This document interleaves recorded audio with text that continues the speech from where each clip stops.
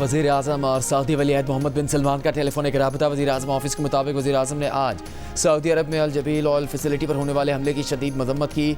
Saudi अरब के साथ पाकिस्तान की गैर मुतज़लज़िल यकजहती का इजहार किया। वज़ीर आज़म ने कशीदगी के दौरान सऊदी क़यादत की जानिब से तहम्मुल और दानिशमंदी के मुजाहरे को भी सराहा। सऊदी वलीअहद ने पाकिस्तान की अमन की कोशिशों की सताइश की।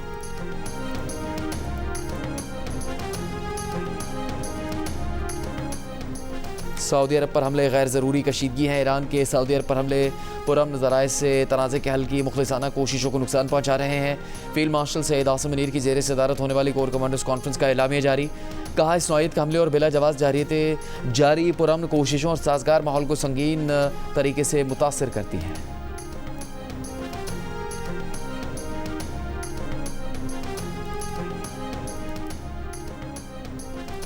अमरीकी नायब सदर JD वेंस ने कहा है कि ईरान जंग में सालिसों के जरिए सिफारती कोशिशों में मसरूफ़ हैं। तवक्को है आज रात 8 बजे से पहले ईरान का जवाब मिल जाएगा। ईरान का जवाब मुस्बत ना हुआ तो अमरीका और इत्तेहादी अपने दिफा के लिए तैयार हैं। दीगर ममालिक के जरिए ईरान को वाज़ेह पैगाम भेज दिए गए हैं।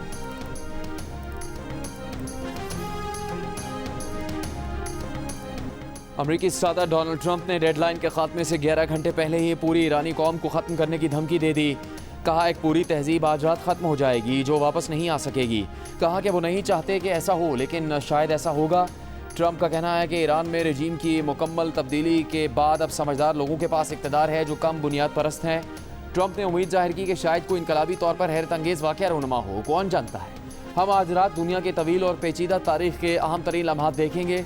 47 साल से भत्ताखोरी, करप्शन और मौत का सिलसिला आखिरकार ख़त्म हो जाएगा। अमरीकी नायब सदर JD वेंस ने कहा कि अभी डेडलाइन का वक्त बाकी है। उम्मीद है कि ईरान से अच्छा जवाब मिलेगा।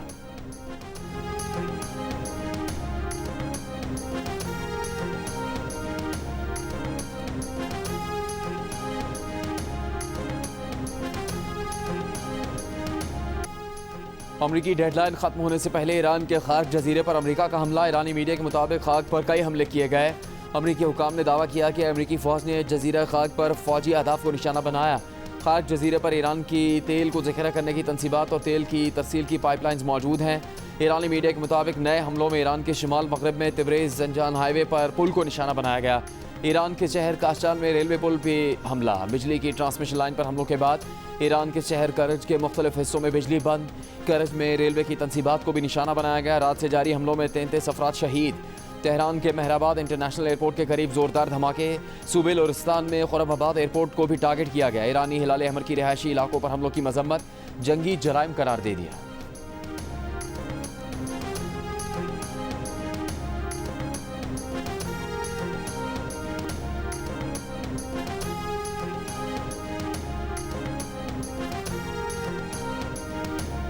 We have a plan because of the power of our military, where every bridge in Iran will be decimated by 12 o'clock tomorrow night, where every power plant in Iran will be out of business, burning, exploding, and never to be used again. I mean, complete demolition by 12 o'clock.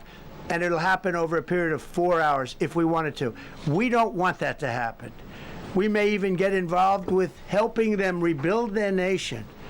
And you know what? If that's the case, the last thing we want to do is start with power plants, which are among the most expensive thing, and bridges. Iran को अमरीकी deadline ख़त्म होने में 11 घंटे रह गए। पाकिस्तान में ईरानी सफ़ीर रज़ा मीर मुक़द्दम का कहना है कि जंगबंदी मुआहदे की कोशिशें हसास मरहले में दाखिल हो गई हैं। तफसीलात का इंतज़ार करें। जंग रोकने के लिए पाकिस्तान की खैर सगाली और मस्बत सिफारती कोशिशें इंतहाई अहम हैं।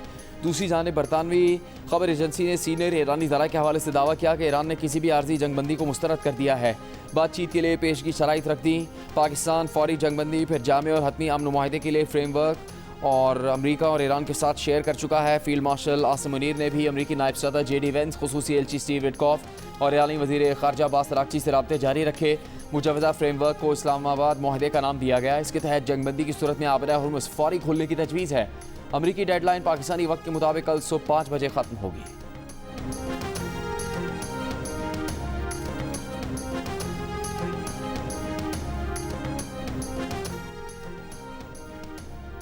बैनुल-अक़वामी जरीदे ब्लूमबर्ग के मुताबिक ईरान पर हमलों की डेडलाइन के करीब आते आते पाकिस्तान और मिस्र ने जंगबंदी की अपनी कोशिशें तेज़ कर दी हैं। पिछले 24 घंटों में दोनों मुल्कों ने जंगबंदी की कोशिशों के लिए कई टेलीफोन कॉल्स की। ब्लूमबर्ग ने लिखा, पाकिस्तान और मिस्र दोनों मुल्क मिलकर वाशिंगटन और तेहरान के दरमियान कशीदगी के खात्मे के लिए पैगामात का तबादला कर रहे हैं। सदर ट्रंप पीर को कह चुके हैं कि नायब सदर JD वेंस पाकिस्तान के जरिए ईरान से बात कर रहे हैं। मिस्री वजीर खारजा के मुताबिक उन्होंने आज मंगल को अमरीकी नुमाइंदा खुसूसी स्टीव विटकॉफ और पाकिस्तानी वजीर खारजा इसहाक डार से बात की है।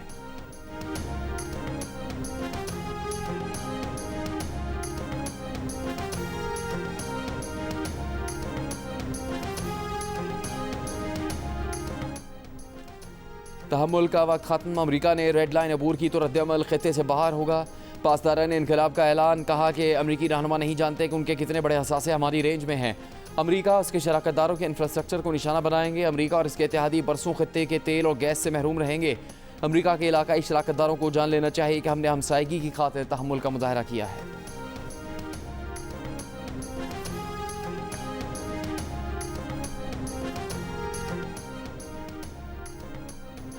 ईरान ने मुआहदा ना किया तो इसके तमाम पावर प्लांट्स तबाह कर देंगे। उम्मीद है बिजली घरों और पुलों पर बमबारी नहीं करना पड़ेगी, वरना 4 घंटे में पूरा ईरान तबाह किया जाना मुमकिन है। ट्रंप की ईरान को एक बार फिर धमकी, कहा अगर ईरान का इंफ्रास्ट्रक्चर तबाह कर दिया तो इसे बहाल करने में ईरान को 100 साल लगेंगे। सदर ट्रंप का ईरान की नई क़यादत से मुज़ाकरात ठीक चलने का भी दावा, कहा मुज़ाकरात में कुछ बेहतरीन ममालिक सालिसी कर रहे हैं। जंगबंदी हो जाए तो ईरानी आवाम को हुकूमत के खिलाफ दोबारा खड़ा होना चाहिए।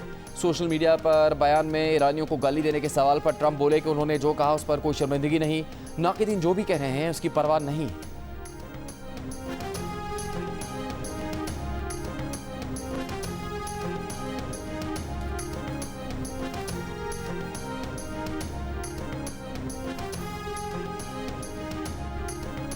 ईरान के सुप्रीम लीडर आयतुल्लाह मुश्तबा खमनाई ने कहा कि जंगी मुजरिमों का धमकी और तबाही का शोर बढ़ाना इनकी बौखलाहट है।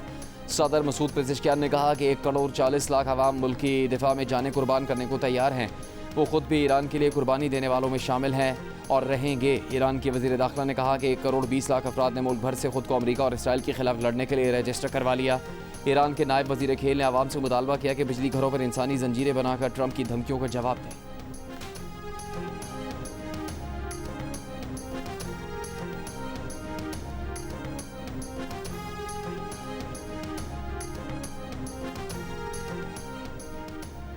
चीन और कतर की पाकिस्तान की जंगबंदी के लिए सालिसी की कोशिशों की हिमायत। तर्जुमान चीनी वजारत खारजा ने कहा, चीन क़याम अमन के लिए जानी और माली तमाम कोशिशों का खैर मकदम करता है। क़याम अमन के लिए की जाने वाली तमाम कोशिशें बेहतरीन हैं। उम्मीद है मुतलका फ़रीक अमन के मौके से फ़ायदा उठाएंगे और बातचीत के ज़रिए इख्तलाफात ख़त्म करेंगे। कतरी वजारत खारजा के तर्जुमान ने कहा कि कतर पाकिस्तान की क़यादत में सालिसी की कोशिश की हिमायत करता है। जंग जारी रही तो कोई फ़ाते नहीं होगा। ख़ित्ते के हालात काबू से बाहर हो सकते हैं। किसी भी फ़रीक की तरफ से शहरी और तवानाई के बुनियादी ढांचे पर हमले नाकाबिल कबूल हैं। ख़ित्ते के तमाम ममालिक को आबना हुर्मुज़ को आज़ादाना तौर पर इस्तेमाल करने का हक़ है। ईरान के अमरीका और इसराइल पर बैलिस्टिक मिसाइलों ड्रोन से जवाबी हमले। वस्ती इसराइल में जानी नुकसान की इतलात। मकबूजा शहर तल अवीव में इमारतें तबाह, गाड़ियों में आग लग गई। इसराइली फ़ज़ाई दिफ़ाई निज़ाम हमलों को रोकने में नाकाम नज़र आया।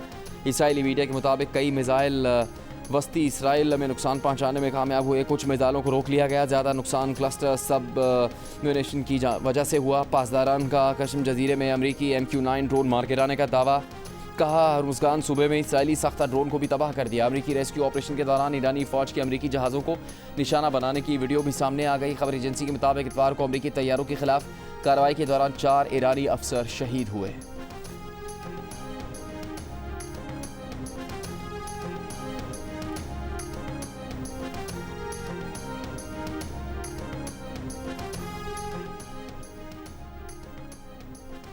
मुत्तहदा अरब अमारात की टेलीकम्युनिकेशन इमारत पर ईरान का मिसाइल हमला। शारजा के हुकाम का कहना है कि हमले में 2 अफराद ज़ख्मी हुए। खलीजी ममालिक पर ईरान के नए मिसाइल और ड्रोन हमले। बहरीन, UAE, उर्दन और कुवैत हाई अलर्ट। कुवैत में आले सालम फ़िज़ाई अड्डे पर ईरानी ड्रोन हमले में 15 अमरीकी एहलकार ज़ख्मी हो गए। 2 अमरीकी अहदेदारों ने अमरीकी मीडिया से गुफ्तगू में तस्दीक कर दी।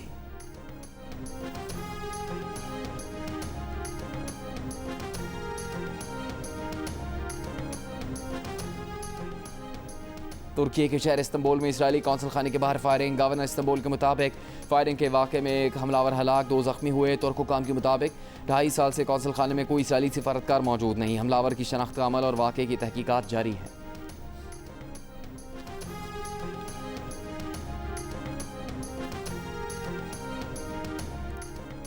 आलमी मंडी में खाम तेल की कीमतों में इजाफे का रुझान बरकरार। अमरीकी खाम तेल WTI 2% इजाफे से $115 फी बैरल हो गया। ब्रेंट खाम तेल की $111 फी बैरल पर ट्रेडिंग जारी। एशियाई स्टॉक मार्केटों में मिला जुला रुझान। Pakistan stock exchange 100 index 465 points इजाफे से 1,51,673 पॉइंट्स पर बंद। कोरिन कॉस्पी 1% बढ़ा। जापान के निक्की इंडेक्स और भारतीय स्टॉक मार्केट में ट्रेडिंग के दौरान मामूली इजाफा हुआ।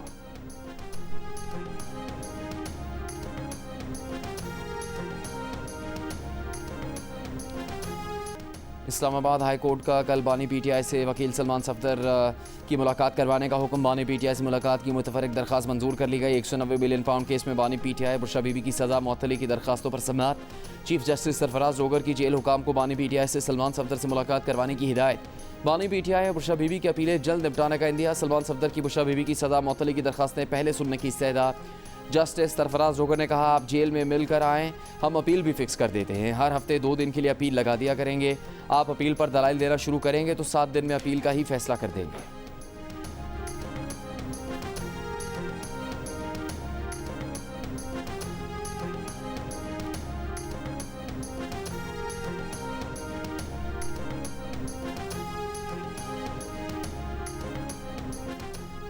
वज़ीर आज़म शहबाज शरीफ ने कहा कि नेशनल टैरिफ कमीशन में केसेस की ताख़ीर किसी सूरत काबिल बर्दाश्त नहीं। ऐसा निज़ाम वज़ा किया जाए जिसमें तमाम केसेस को मुअय्यना वक्त में निपटाया जाए। टैरिफ कमीशन से मुतालिक इजलास से खिताब करते हुए वज़ीर आज़म का कहना था कि नेशनल टैरिफ कमीशन सरमायाकारों सनअतकारों की सहूलत यकीनी बनाने और पेचीदगियों से बचाने के लिए खुसूसी इक़दाम करे। एपीलेट ट्रिब्यूनल में कानूनी पेचीदगियों को सहल करके कारकर्दगी को मज़ीद बेहतर किया जाए।